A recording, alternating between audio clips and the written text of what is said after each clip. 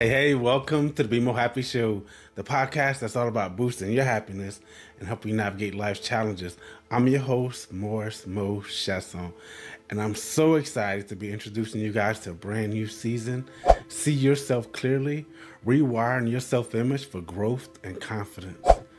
And this is episode number 6, rebuilding self-trust, becoming someone you can count on. Welcome back to the Be More Happy Show.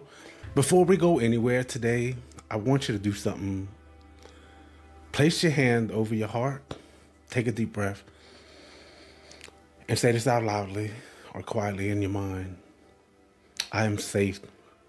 I am safe with myself. Now, if that felt true, beautiful.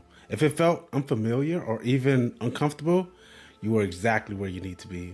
Because in today's episode, we're talking about something so many of us struggle with quietly.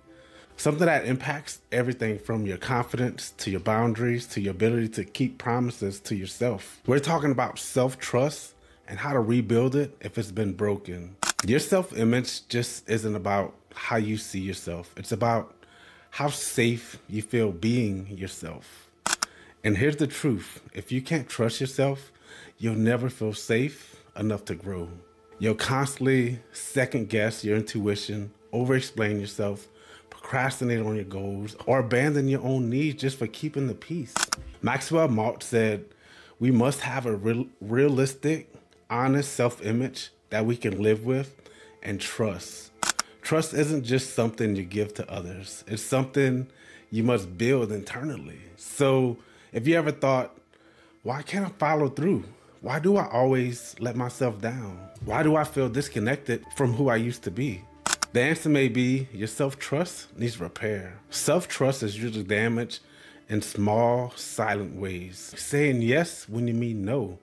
Setting a boundary, then backing down. Making a promise to yourself and breaking it. Ignoring your gut because you don't want to upset someone. Abandoning your dreams because someone else didn't approve. Each time you do this, your subconscious learns. I don't keep my word to myself. My needs aren't as important. I can't rely on me. And over time, that becomes your self-image. Someone who starts but doesn't finish. Someone who doubts. Someone who shrinks. But here's the beautiful truth. Self-trust can be rebuilt gently, intentionally, one decision at a time. So here we're going to talk about how to build self-trust without guilt. This isn't about beating yourself up. It's about building a new agreement with yourself. Here's how we do it. Step 1, start with one small promise. Not 10, not 5, just 1. Drink a glass of water when you wake up.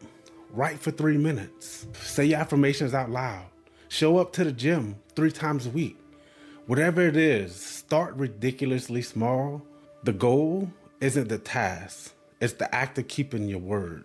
Step 2, keep it visible. Write your promise somewhere you can see it. When it's in front of you, it becomes sacred. Step 3, celebrate the follow through. Every time you keep the promise to yourself, see, I'm becoming someone I can count on. This is how we retrain the subconscious to believe in you again. Step 4, forgive the misses and try again. If you mess up, don't spiral into shame. Just say, that's not who I am anymore. Let's just reset. We're human. We're gonna mess up. It's okay. But the thing is to get back on track and keep going forward. Keep getting better. It's gonna make everything so much better for you, I promise. Maxwell Maltz said, live emotionally in the new image you have created. You must act and feel as if you are already that person. And let me tell you, someone who trusts themselves feels different. They speak differently and they move with peace, not pressure. This week's challenge is just a journal. Just write down. So this is what you want to ask yourself. Where have I broken trust with myself in the past? What small promises can I make today to start rebuilding that trust? Then make that promise and keep it. Let it be tiny, but let it be sacred. You don't need to be perfect.